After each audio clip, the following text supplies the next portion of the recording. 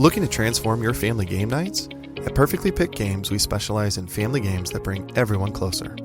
Our games aren't just fun. Kids and teens will learn how to take turns, develop basic strategy skills, and understand the thrill of winning and grace of losing. With our exclusive gift of games, you can give months of gaming excitement to your family. Choose a 3-month or 6-month gift, and we'll deliver hand-picked family games to your doorstep every month. And here's the best part. Right now, you can use the promo code GOLDENMOJO and receive 20% off your selected plan. Don't miss out on this exclusive offer. Use promo code GOLDENMOJO and save 20% today at Perfectly Picked Games.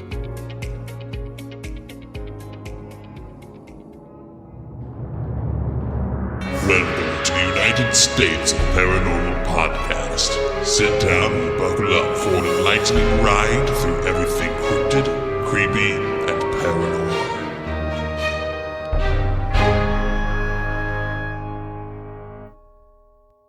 Hello, all of my paranormal freaks out there. It is I, Golden J, hanging out with the rocker chick and Jay Dunn and the Straw Man. I think the last time that we were together, I actually overtalked you when you were supposed to say that.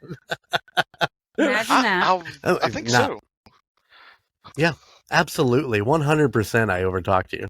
You don't do that. No, I don't overtalk anybody. I don't know what you're talking about. Yeah. Straw Man, it is so good to see you again. And we talk about you all the time on the pod. Thank you so much for being pretty much a super fan, buddy. We so much appreciate it. Yes, we do. I'm a total fanboy. I love it. Well, not only do you listen to the United States Paranormal, but you are listening to other things in the Empire, and I so much appreciate that. Love your post on Facebook with the Call Guys Power Ranger stuff and the banter post. I love that shit. That's amazing. Yeah, every time everybody brings up banter, I'm just like, fuck off, okay? Just if you don't like it, we've told you several times that there's in the show notes we're in the start of the damn podcast, but no, they just want to keep on screwing off. Yeah, it's pretty sad that they keep hounding us over it, and it hurts a little bit. Yeah, if they don't like it, they can know where they can go. There's a bunch of dicks. Absolutely. Well, of course, if you know, we are on Patreon, and you can go check that out at patreon.com/Tusop. 3 tiers to choose from. And of course, Mason is a top tier. Woo! I'm always on top, baby. We do appreciate all of our Patreon subscribers, and please keep up being a subscriber, and we will continue to put up all of that great content on there. And like the straw man said, if you do not want to hear our banter, there is a timestamp in the show notes for you to go up to, so you know where the actual stories start. Today we are in the battle. Put your fists up. We are in the battle for Missouri. Did you just flip me off? Maybe. Damn. Oh, I gave you the old rowdy gentleman's dukes here, man. J-Dub flipped me off, though, man. I don't even know what's up with that. It makes me sad. You can't trust her. She'll come out of nowhere. I do like what I spider want. monkey. Did you or did you not today wear your Celestial Stag t-shirt while doing your job? I did, because I was like, you know what? I'm going to put this on, and I'm going to represent the fam today. But it was 90 degrees today in West Virginia, and in the back of a mailbox truck, no, it wasn't pretty. So had to take that off, had to throw on something else and take a shower. So You guys got me all squeaky clean. Oh, that's good. We like the squeaky clean straw man. I mean, come on. Yeah. Not only was he wearing it while he was wearing it at work, but the Parafeet made its debut in Florida not too long ago, if I'm correct. Yes. We were in Disney Springs and somebody seen the shirt and they were like, "Oh, that's clever." I was like, "Yeah, check out the podcast." That's awesome. It was clever.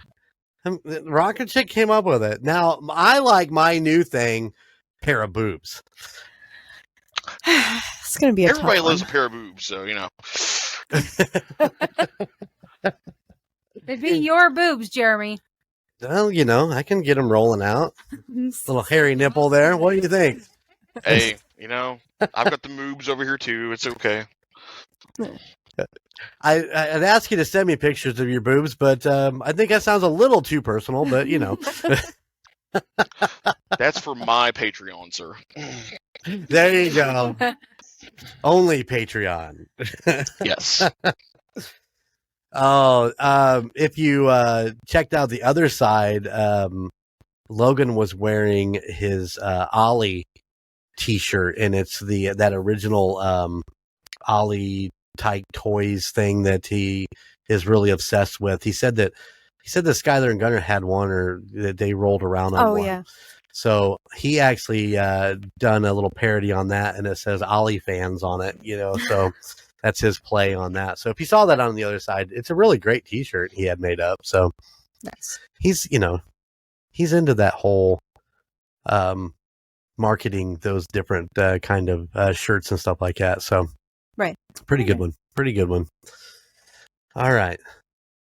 How we doing here? We doing good? I got to ask. Strawman, what do you got for me? Are we going straight into the story, or are we going to my question of the Nope. podcast? Your question of the pod. Okay. So last time you caught all kinds of hell for Mackinac. And so it's actually Mackinac. So, and here you were giving people hell for Arkansas. So how is the state of Missouri actually pronounced? Is it Missouri or Missouri?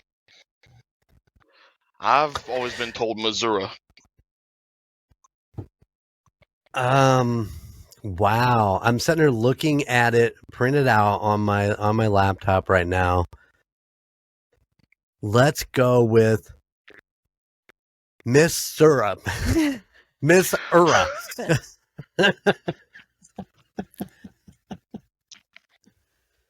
What do you think? Does that work? Miss Ura. Ura. Miss Ura. I like that. Missouri. Miss Ura. I've always pronounced it Missouri. So I always call it misery because Ah, it's awful to drive through. It's not a great state to drive through because, well, they call it the show me state for a reason, because you can pretty much see everything because it's so flat and there's not a ton of woods and stuff along any of the major highways you might be traveling. So yeah, a little show me state because, you know, show me. So, I mean, how do you pronounce it again? we say Missouri. Missouri? I've got friends in like around Joplin, and that's how they pronounce it. So hell, I don't know. I figured if they live there, they ought to know how to say it. So Well, I mean, that makes sense because isn't the big college in is the Mizzou? yeah, Hmm. Mizzou. Is that right? So, Yeah, So Hmm. it's- I'm thinking always get about it that. wrong. Must be Indiana talk. Missouri. Misery. That's how I heard it. misery. Missouri. Oh, yes. I took a bunch of shit over Mackinac, and you know, I love the Arkansas because if you really look at it, I mean, come on, it says Arkansas. I mean, you know what I mean? now that's a Arkansas does. was state great. to drive through. Oh, I went through there back in the day, and yeah, that was a terrible state to drive through. I'm sure they like it and everything, but whatever.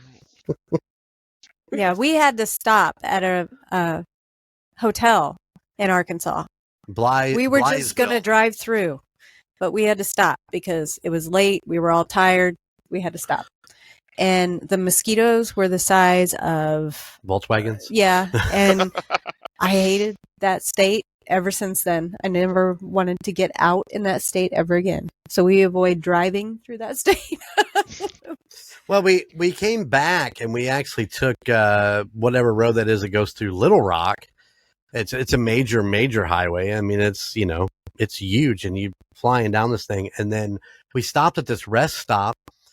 And the attendant there is like, hey, if you guys are traveling up towards Nashville, you might want to take the detour. And he's like, and he's showing us on this map, this is the detour because there's so much construction that you're going to be backed up for hours. Mm-hmm. So we jumped on this fucking detour, and I shit you not, lost cell phone service, lost GPS service, in the middle of this fucking dirt road that you heard fucking banjos and shit. And I could not drive fast enough to get the fuck out of that state. Like the hills have eyes. Yeah. Oh, I was scared for my life. Of course, flashbacks for the one of the few horror movies I've ever seen, a Wrong Turn with Elijah Dushku. And I'm like, yeah, we're going to fucking get like barbed wire in our tires and we're going to fucking die out here. Somebody's going to have you for dinner. Oh, I had a similar experience. I had no idea that in that state you can't pump your own gas, and so we were on our way to Texas. And next thing you know, we had to stop and get gas, and we stopped in this like mom and pop truck stop. And the guy comes out there. He says, "How much do you need?" I'm like, "I'll take care of it." And then he was like, "Well, yeah, you can't do that. We have to pump it for you. And if you just give me your credit card." I was like, "Not today." And he just kept on, was like, "No, it's a state law." And then he was like, "We have a replica of Optimus Prime back here behind these big gates if you want to come back here and look at it." I was like, "I'm not coming back here and getting raped. I don't think so, sir." And but of course, he pulled out a business card and it actually had their Optimus Prime on it, and it was actually pretty cool. I was kind of surprised. Very cool. So you took that chance, is what you're saying. I took the chance, I took the bait, and thankfully, nobody got cornholed. So, That is a beautiful thing. But then again, you can't threaten me with a good time, whatever. Yeah, well, that's, yeah. Throwing a little Optimus Prime, a little backwoods action. I mean, come on, man. You can't go wrong. I don't know. Should I get like a statue of Optimus Prime for the bedroom, babe? Bumblebee. I like Bumblebee. Oh, there we go. I get Bumblebee. Oh. There we go. Hole in your lip? That's gotta be what I think my drink. It's like, holy shit. Almost went on my nose. Did you finish that thing yet? You drunk? See, you got her all excited thinking about Bumblebee in the bedroom, I know, right? Yeah. But the other night, we were watching Tracker. Make sure I get the name of that right. It's not Tracer, it's Tracker. It's Tracker, yeah. And of course, we're trying to get caught up. We're a little behind, and we finished this episode. And she looks at me and she goes, "Yeah, Jensen Ackles is on the next episode." So we had to watch And I it. turned and looked at her, and I swear to God, shit fucking eating grin on her face. Jensen Ackles and Justin Hartley on the same show, and she was just all giddy through the whole thing. She was just so excited. And he was driving an Impala. He was. How can you go wrong? How can you go wrong? Anyways. You gotta Those two love are it. just You inseparable. gotta love it. Yeah. Yep. I think so. Has he done a stint on Walker Texas Ranger yet? No, he is not. Really? That is Jared Padalecki. None of us can remember. Yeah. I think Jansen's getting ready Laugh to play at that now. maybe Batman. I think I Really? seen that online somewhere. Yes. I did see that online. Yep. We'll I'm perfectly see. fine with We'll that. see. There's a lot of. I might be okay with that. I mean, is he taking over Ben Affleck's spot, or what's the deal there? I think they're trying to reboot it again, maybe. Yeah. Like, I like the Robert Pattinson. I was kind of surprised by it, but I liked him in that role and everything, so I'm not sure if he's going to be trying to take over that or if it's going to be another reboot, but I think it'd be pretty cool with him in it. I could go for that. I could be okay with that. I know that from what I've understood, they're going to continue with the Pattinson Batman as a separate universe, and start again with something else on the other side. Whether Ben Affleck would be in it, but if you watch The Flash, if you watch The Flash, the ending of that movie, you got cameos from Nicolas Cage, George Clooney, Christopher Reeves. I mean, it was an amazing little piece of memorabilia they put together, where he fell through all the universe stuff. Nice. What are you babbling about over there? Nothing. We're talking. Yeah. We're talking fun stuff over here. Come on. I guess we're on the call, guys. Spin that wheel. That's what I was going to say. Maybe the call guys can jump in here and they can tell us what the hell's going on. I think better if we get Logan on here. Maybe he could probably tell us better. Well, yeah, that's true. He spends a lot of time in that world too. So yes. All right. Is it going to share? Come on. All right, there it is. We are going to spin this wheel 3 times to find out what order we're going in. Okay. Mason, are you ready? I'm ready. Who's going number 1? Here we go. Here's the spin. I love that little sound. So cute. Oh. Keep going.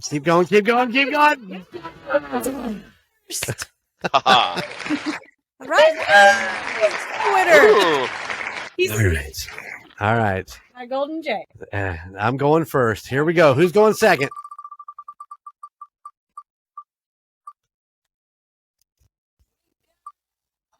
Oh. All right. Rocker Chick's going second. Down to 2.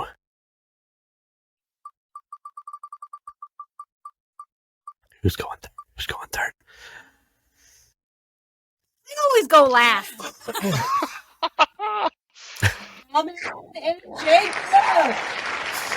All right, there we go. Get the clap, and she's a winner. What? Nothing. Nobody's the winner. You get to go last. Yeah. Yeah. Hell, I need that for whenever I'm trying to decide on dinner. Yeah, I know, right? That's not a bad idea. We should do that. We should do that more often. That's right.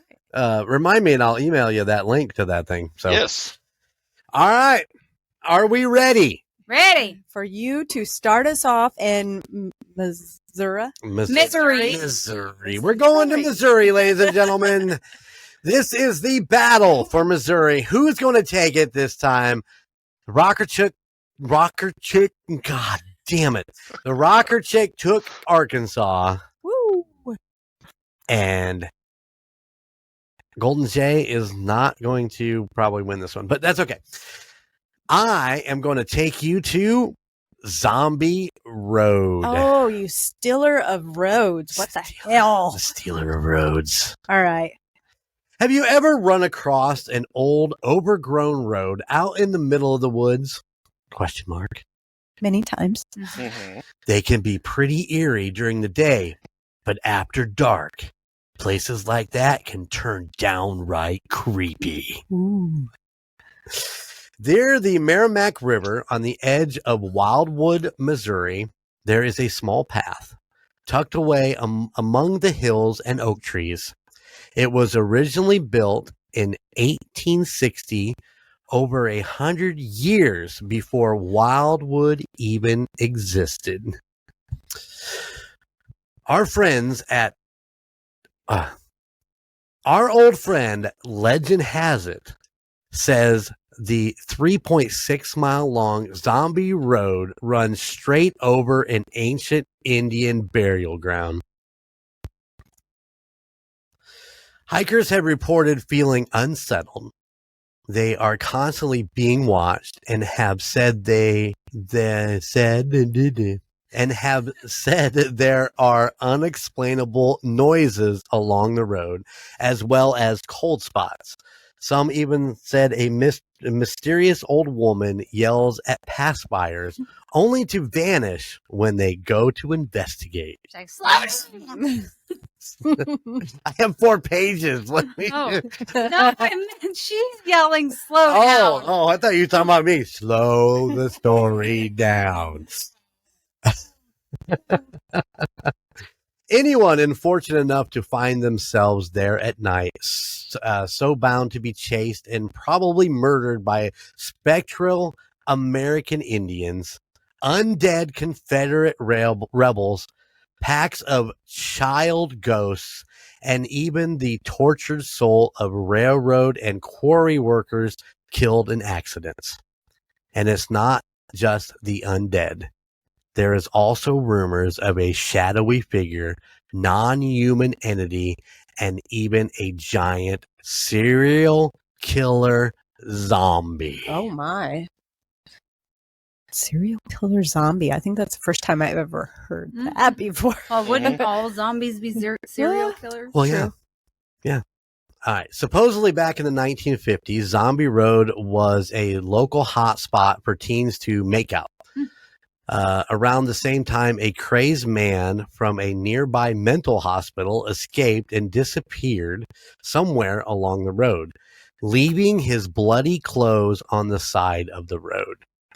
He set up residence in a worn-down shack, sometimes sneaking out at night to go murder teenagers.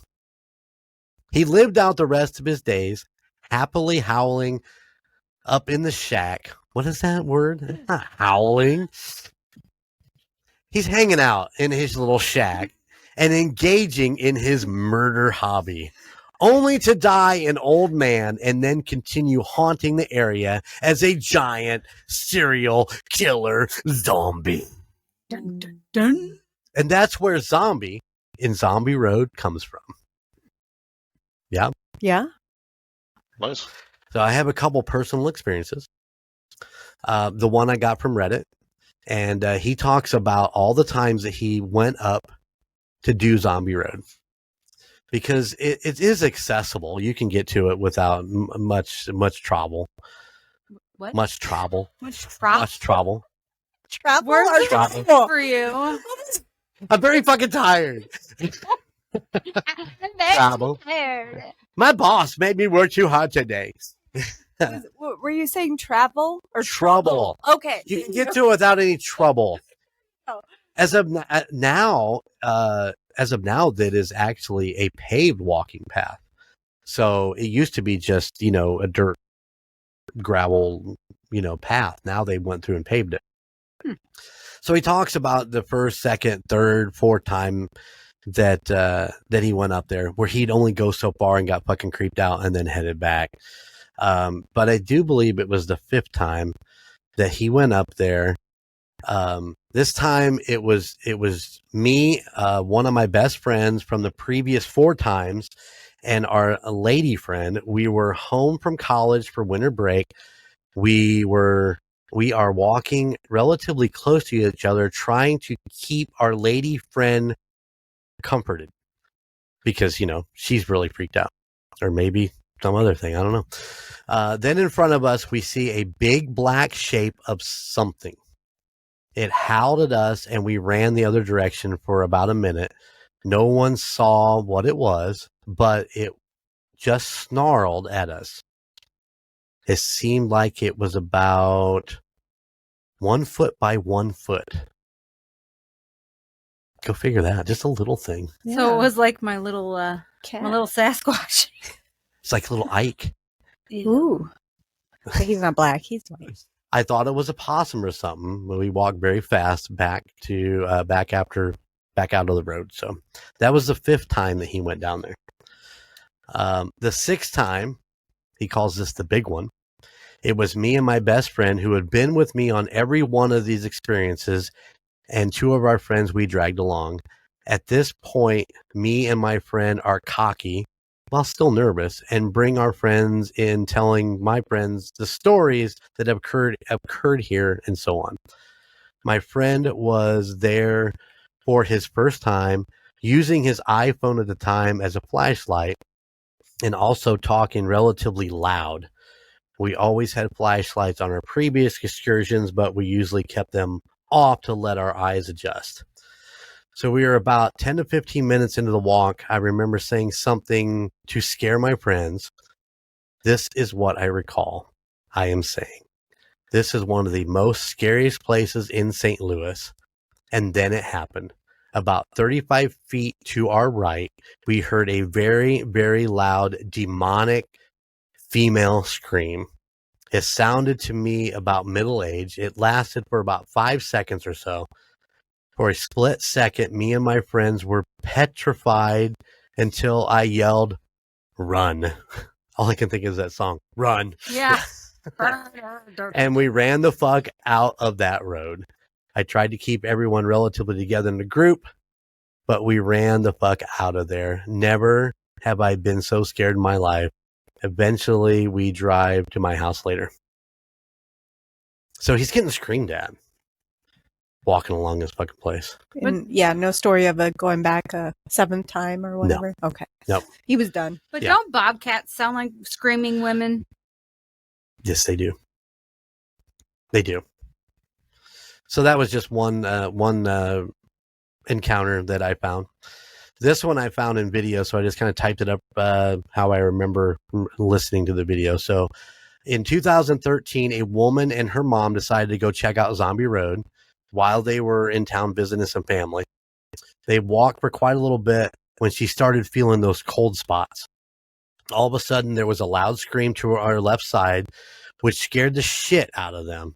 But the woman all of a sudden had a stabbing pain in her leg. She turned around and they got out of there. But when she got back, she took off. Now, this is important because I'm assuming she was wearing these because she was out kind of in that wooded area and didn't want ticks. She was wearing those leathers that they're like knee-high leathers that you strap on for hiking and stuff like that. Mm-hmm. She was wearing those. She was wearing a pair of jeans underneath those. And of course her socks. When she took, there's nothing on these things, but when she took all that off, she had very large scratches across her leg. Ew. So, but there was no rips in any of the clothing she was wearing, including the leathers. How's that for fucking creepy as shit? Zombie Road is off limits after dark. Also, Zombie Road doesn't exist. Hell. It's probably because there's never a place officially called Zombie Road. It was actually called Lawford Road. It was created back in the 1800s as an access road to the Merrimack River. In ancient times, way back in 2010, it was freshly paved. Renamed Rock Hollow Trail and is now a bike path. Legend has it that it's hard to find. Legend has it it's hard to find.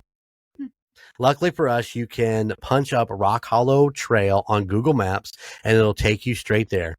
It's right off a place called Al Foster Memorial Trail, where you can head for free parking, public restrooms, picnic tables, pavilions, and maps of the hiking trail area. Nice. Ooh. Okay. And that is Zombie Road. Nice. Winner. This, you guys, we don't even need to finish this pod. Winner. There was a possum and a bobcat. Yeah. Scary. When you go to be scared, yeah, anything will scare you. anything. I won't disagree with you there. I liked it, Jeremy. Thank you. Good. Yeah. Thank you. I don't think it wins, but Fuck. Yeah. Fine. All right. It's my turn. The rocker chick. A vote for Jeremy is a vote for prime rib. That's all I had to say. That was a previous show. You cannot use that. I can. A vote for rocker chick is a vote for spaghetti. Yeah. Because I am a noodle. A wet noodle. A wet noodle. All right. Here we go. Here's my story. For the residents of this tidy, tree-lined Belnor neighborhood, the haunting story that surrounds the home at 8435 Roanoke Drive may be their worst-kept secret. Oh yeah, that's the house, confirms a neighbor when asked if he's aware of the occult history of the two-story brick colonial next door.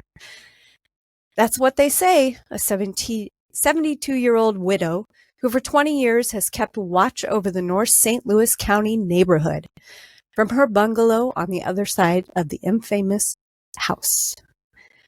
But all of that happened back in the 1940s.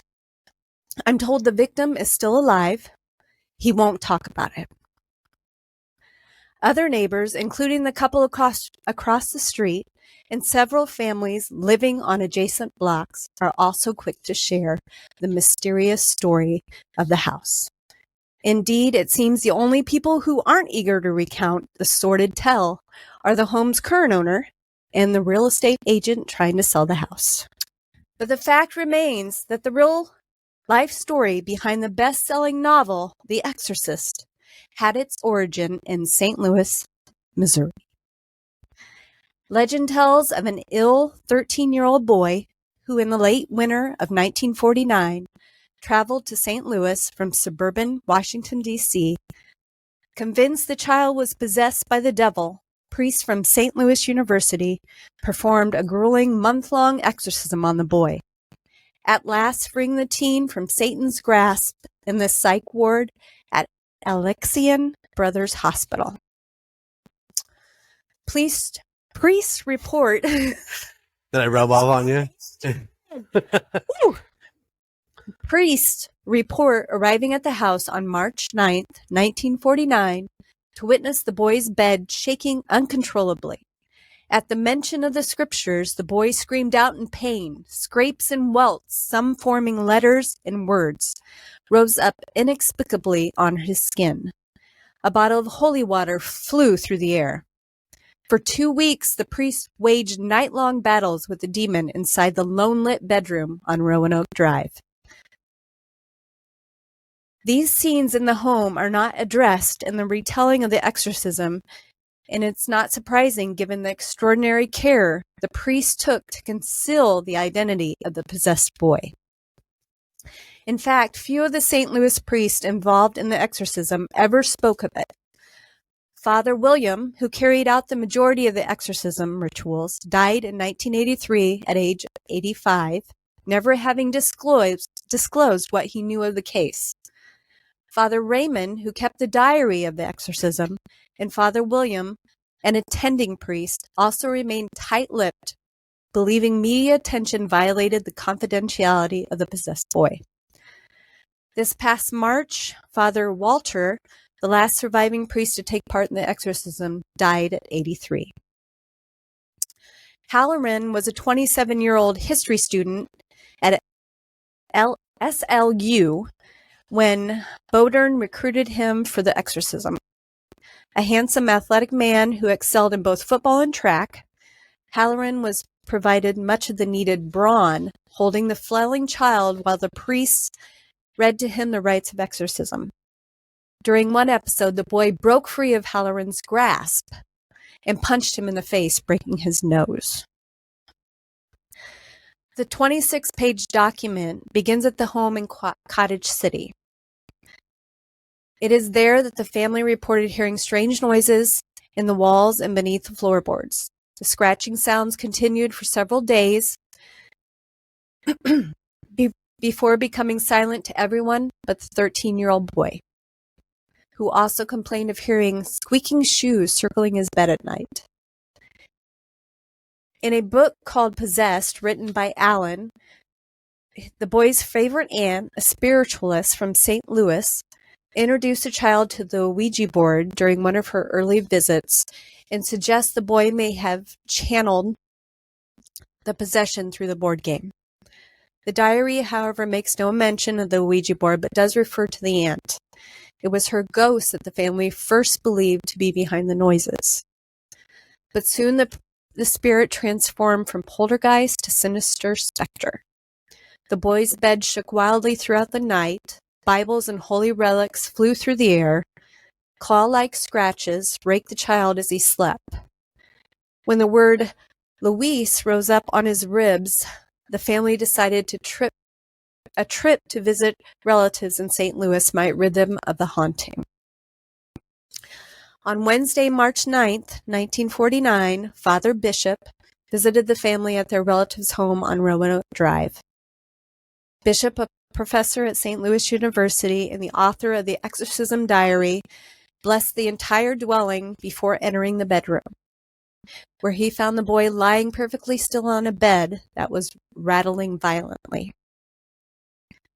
Writing in third person and referring to the possessed boy by his first initial of R, the author reports Bishop sprinkled St. Ignatius holy water on the bed in the form of a cross. The movement ceased quite abruptly. During the course of 15 minutes of activity, a sharp pain seemed to have struck R on his stomach, and he cried out. The mother quickly pulled back the bed covers and lifted the boy's pajama top enough to show zigzag scratches and bold red lines.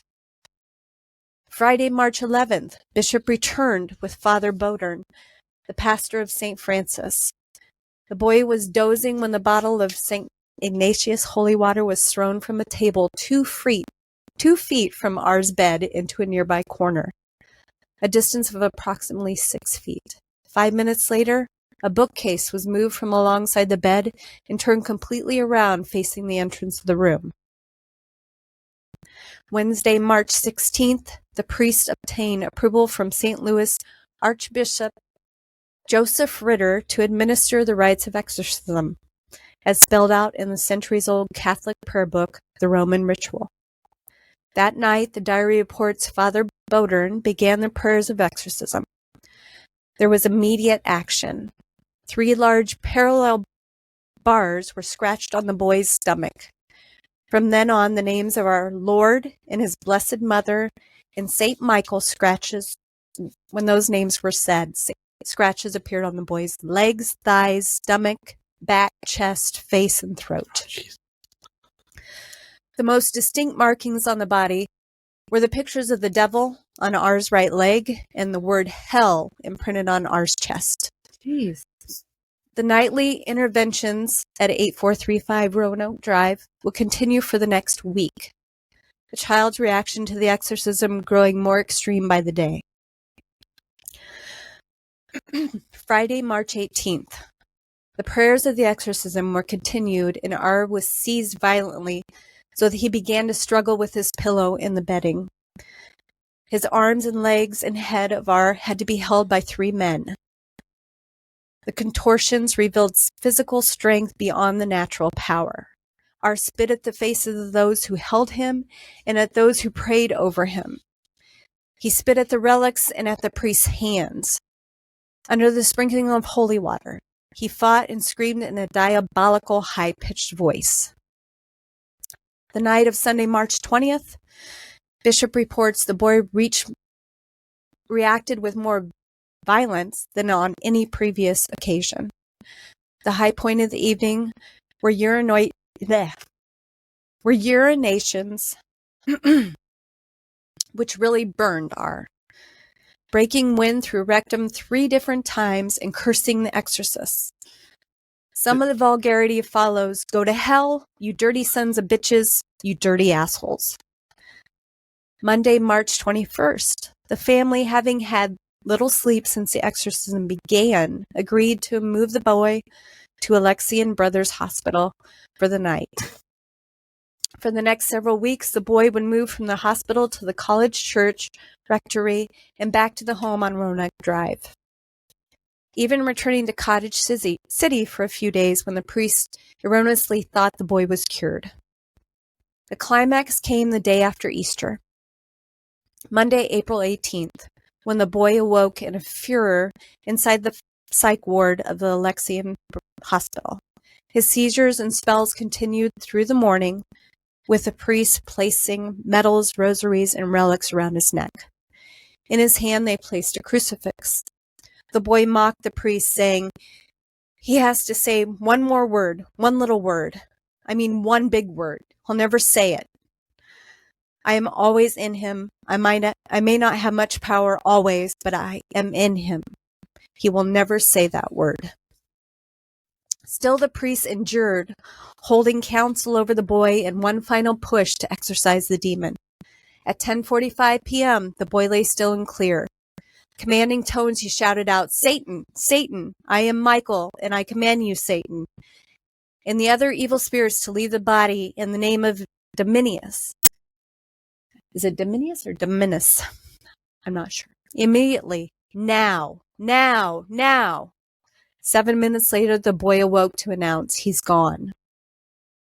During his final spell, the diary reports, the boy saw a vision of the devil and 10 of his helpers engaged in a fiery battle with Saint Michael, the archangel.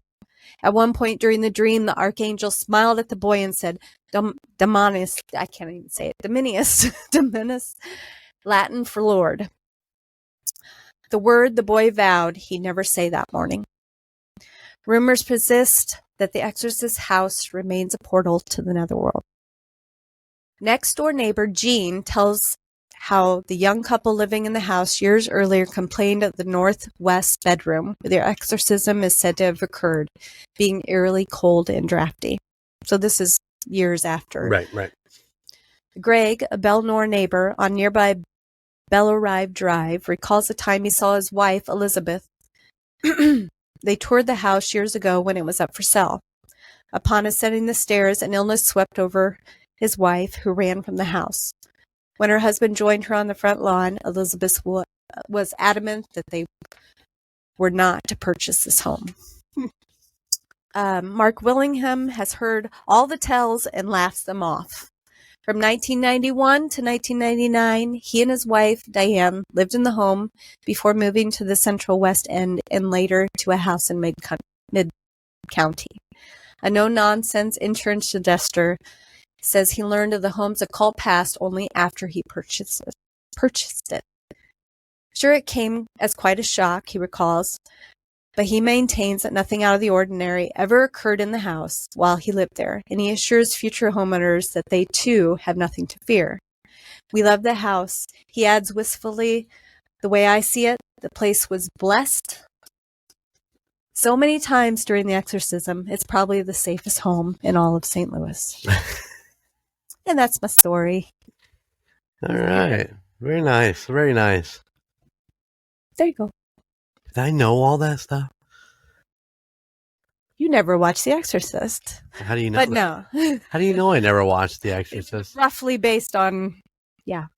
Well, yeah, there's a lot of There was a lot of things that were in the movie that, yeah, in the articles I read, that they were like, yeah, that never happened. And right. But there is a complete diary written by one of the priests that was there for all of this, and right. And pretty much hour by hour he writes down what happened. So interesting. All right, pretty good story. Thank you. Winner? No, Zombie Road still winner. God. Zombie Road still the winner. All right. A vote for Jay is a vote for prime rib. A vote for Rocket Chick is a vote for spaghetti. There you go. Straw man. Straw man. You're up, buddy. Okay. So, let's see. Get the notes here. Okay. So, my story is about the legend of Bone Hill. And Bone Hill is just south of Highway 24, and I'm thinking it's pronounced Levacy, Missouri. Okay. There are two parts to the legend of Bone Hill. The first in the naming of the area of Bone Hill. Long ago, Native Americans would drive the buffalo to this hill and slaughter them, leaving their bones to bleach in the sun, thus the name of Bone Hill. Their early pioneers that settled in the area found arrowheads, scraping tools, and bleached bones in large quantities. The second part of the legend is about buried treasure and the ghosts that would appear. Before the Civil War, there was a family that moved there, and they settled and built a farm on the land. And they had slaves build a brick or stone wall around the property. And when the Civil War became too intense, they decided that they were going to sell the farm, and they supposedly got a bunch of gold for it and buried it somewhere along the rock wall that the slaves had built. They told their neighbors that they would come back in 7 years, but were never seen in the area again. But in 1869, 7 years later, strange lights were seen hovering around Bone Hill near the stone wall. The legend goes that every 7 years, the ghost of the farmer comes back to find his gold. And there is an eyewitness account from one of the previous owners of the property. His name was Edwin F. Borgman from the town of Levacy, and he says that he was born on the Bone Hill farm in 1939 and has seen the lights, but he says that it puffs up in a glow and then goes away. And as for the buried treasure, his family had never found anything on the farm, and his father bought the property back in 1878.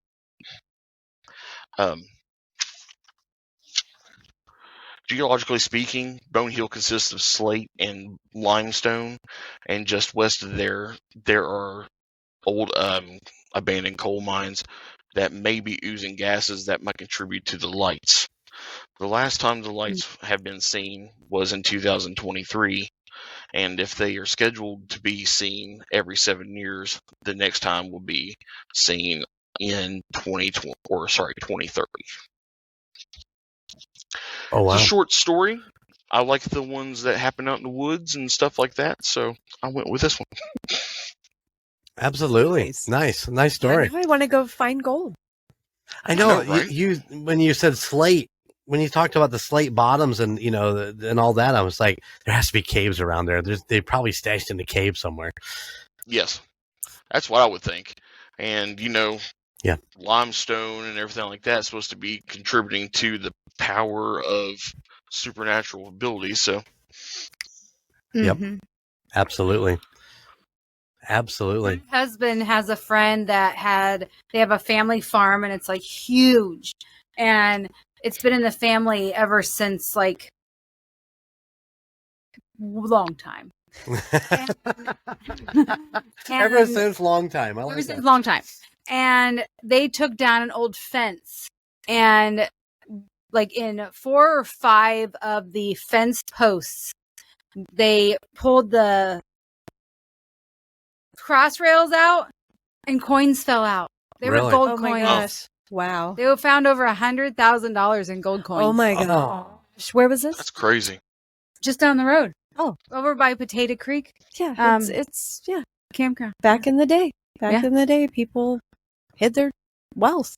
Wait a second. We have a couple posts out back. We here. do. Maybe there's let's start tearing it up. Well, that's like at the house that was haunted. The son of the guy that died there, he's like, yeah, my dad always said that there was a coffee can full of cash in the backyard, but we could never find it. So Sean's like, let's get a metal detector. Right. And all we found was Fluffy. Yeah, I remember you telling me that. Poor Fluffy. I was like, oh, really? So, wait, did Fluffy have a metal collar on, or that's why the metal detector picked him up? No, it was like a piece of metal was on top of Fluffy. Oh. It was almost like a license plate, but it wasn't. Interesting. Yeah. Intriguing. Straw man, nice job. Nice job. Yes. I like that. Short and sweet. Yep. Kind of like how mine is. Okay. All right, Jay done. All right, here we go. Okay. Are you ready for this? One more. Okay, my Jenny.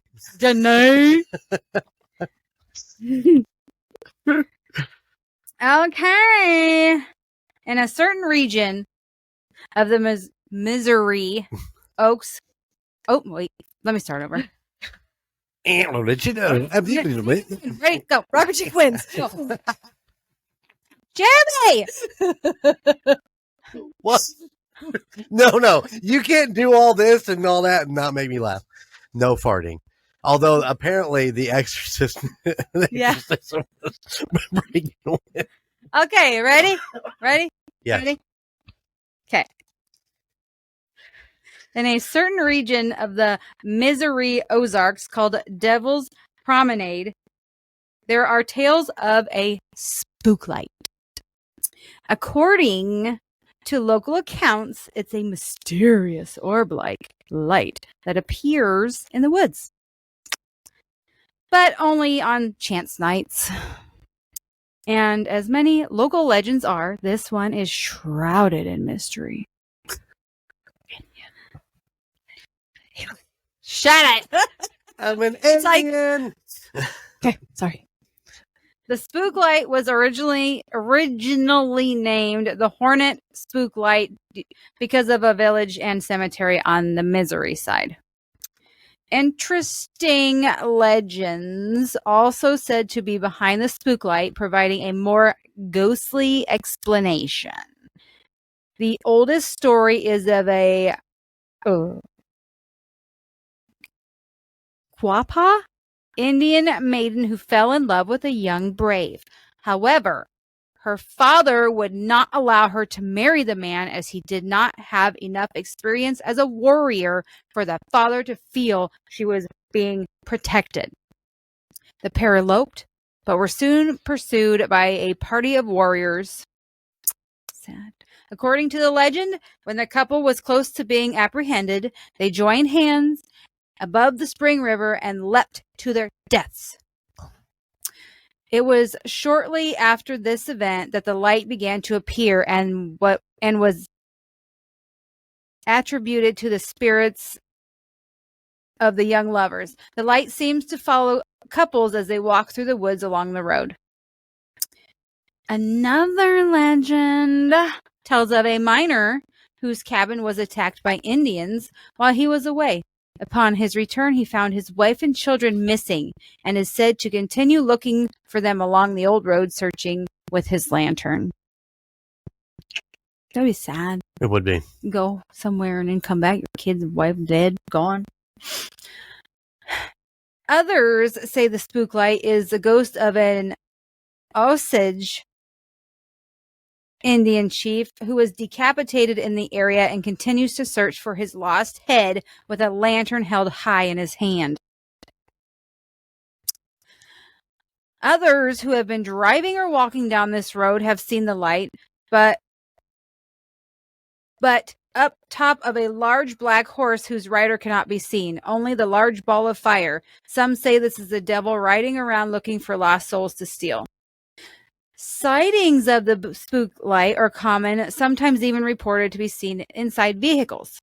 A few people have been walking along the road at night, even claim to see... Wait, what? I don't like that. That doesn't make sense. It says some sightings of the spook light are common, sometimes even reported to be seen inside vehicles. And then it goes, a few people who have been walking along the road at night have even claimed to have felt the heat of the ball as it passed near them. Okay. I guess. Yeah, that makes sense. Read it out loud. It makes sense. Some heat of the ball. Heat of the balls. Some speculate the spook light is an alien craft. The light is only a glare bouncing off particles from the larger ship in the air. Other strange experiences around Devil's Promenade, whatever, sightings of Bigfoot and skinwalkers. Ooh. This was a eyewitness skinwalker over around where the spook light was supposed to be at. It was late at night, and I went out to find the spook light that my friends and I had searched for pretty much every week growing up. We knew the area well, so just going by the light of the full moon, we didn't need flashlights. I was walking behind my two friends. We were talking quietly when we all heard what sounded like an elk being attacked. It was so loud, I swear it was almost right next to us. I can still hear that blood-curdling scream. We stood still for a while, waiting to see if we could hear movement from any animals, but when we didn't hear anything, we kept walking. There wasn't really any predators up there. The only thing could be a mountain lion, but those were very rare. Yeah, lion, bobcat, bear, you never know. We walked for a few feet when we heard a large branch breaking. My friend that was leading froze, then yelled, "Fuck this, I'm out," and ran back to the car. My other friend and I didn't know what he was so freaked out about. Then my other friend goes, "Nope, I'm out," and books it back to the car. I didn't know what they were talking about until I heard another branch break in front of me about 6 feet away. I turned to look and saw a large gray wolf staring at me, and then it shifts into a large dark-skinned man with some sort of animal pelt hood thing and glowing red eyes. I said, "Yep, fuck you, I'm gone." Skinwalker. There you go. Short and sweet. Dang. So it's an alien. Skinwalker. Associated with alien. Yeah. I don't know. Careful with alien. The A word, okay? Thank you. Okay. We have one sitting on our table up front.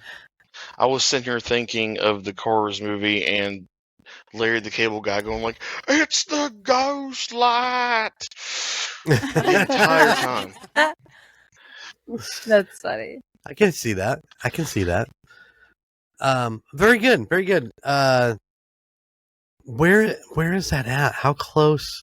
I'm trying to be a map guy. Is where that's at? Is that close? Is that close enough to the Utah area that it would be? Like I said, I'm trying to be Joplin. It's in Joplin? Mm-hmm. Okay. Shit, that's not too far from KC. Joplin. You want to go down and see if we can find the ghost light and the wolf and the scary man? No, we're good. KC's scary enough as it is sometimes. Yeah. Oh, all right. Well, there you go. You got 4 stories. 4 stories. Pick your winner. Email us at the United States of Paranormal @gmail.com. A vote for J-Dub is a vote for a spicy chicken taco. Vote for Rocker Chick. Spaghetti. Come on. Vote for Golden J is prime rib. Corn dog. Nobody knows what help. Unless Mason doesn't because he hasn't heard the last episode. But when he hears the episode last week. The question of the day leads into this. A vote for me is a vote for donuts. So there. Donut. There you go. We all have a speech. Are you oh God. Are you a foot long? Are you glazed? Are you Long John? The foot long is always glazed, sir.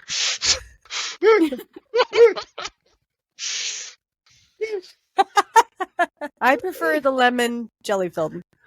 Lemon jelly. See, now that's a problem because it's a little bit yellow, but it's okay. I'm gonna go raspberry filled. I like a good raspberry filled. Nice. I like apple fritters. I like apple fritters too. Jeremy, don't let Jeremy fool you. He likes all donuts. I like all donuts. Except I can't eat the Amish crack donuts. Oh God, no. Who can't? It makes my teeth hurt. Yeah, he bounced off the fucking walls. Oh yeah, I'm like on crack when I eat those. That's why they call them Amish crack. Yeah. Makes me. I guess I need to go Amish country and try these things. Do what? I guess I need to go Amish country and try these things. Yes, you do. Oh yeah. Yes, at least you have to try one. Yep. My grandma used to live in Amish country, so I was really surprised I never ran across them. Yeah, Rise and Roll's a franchise now. Wonder if you can get them online. I'm gonna look. I have no idea. Yeah. I know that they have stores popping up everywhere. Every time I turn around, there's a new Rise and Roll donut store somewhere. So I didn't know. I thought they were kind of mainly a Napanee area thing, that's where they started, right? Dang, they're all over the place. Oh, shit. Got to get those how much crack donuts out there. Hell, we're Do they go out of the state of Indiana? Dunkin' Donuts here, so. Oh. Really? We're always like 20 years behind everything else. I'd be damned. Yeah. It's okay. All right. Well, watch. Ain't nothing wrong with mom and pop places. No. I love them. No, God, no. That's where you can get your best liver and onions. All right, guys. Well, Mason, thank you for joining us today, and thank you for this idea of doing the Battle of the States. I love it, and I'm glad that you were able to come on with us and do the show. Yeah. Always good to see you, and thank you for being a super fan. We so much appreciate you. Now you see how much editing he has to do. Oh, I'm surprised anybody wants to hear my hillbilly ass on here. Like, oh, it'll be a number one. It's going to be a number one with a bullet. Watch out. Oh yeah. All right. Well, once again, go check out our Patreon, patreon.com/2sop. Also check out our merch store at UnitedStatesOfParanormal.com, where you can find Celestial Stag, Pair of Feet, Great White Ball Beaver. I know, all great. They're all wonderful. We got a bunch of great merch on there. So go check it out, UnitedStatesParanormal.com. And what else do we need to talk about? Let's talk about everybody else in the Golden Mojo Empire. Go check them out. Call Guys, Indiana Chiefs fans, Golden Image Podcast, Golden 80s, Murder Nerds, and a Quart of Books and Booze. There you go. There you go. You'll hear it all in the outro, but, every once in a while, you just got to throw some love. That's right. All right, guys. Mason, thank you. Yes, Thank you. Yeah. All right. Keep it spooky, and I'll see you on the other side. Bye. Thank you for listening to The United States of Paranormal. Check us out at theunitedstatesofparanormal.com or at any other of our social media pages. At Twitter at TOSOPPOD, at Instagram at The United States of Paranormal, or Facebook at The United States of Paranormal, or YouTube at The United States of Paranormal 1795. Please check out our other podcasts in the Golden Mojo Entertainment Network. The Call Guys, Golden Image Podcast, Indiana Chiefs Fans, The Golden 80s, Murd Nerds, and a Quart of Books and Booze. And if you have a location you would like us to check into or a creepy story that you would love to tell us, please email us at theunitedstatesofparanormal@gmail.com. Please like, rate, and subscribe wherever you listen.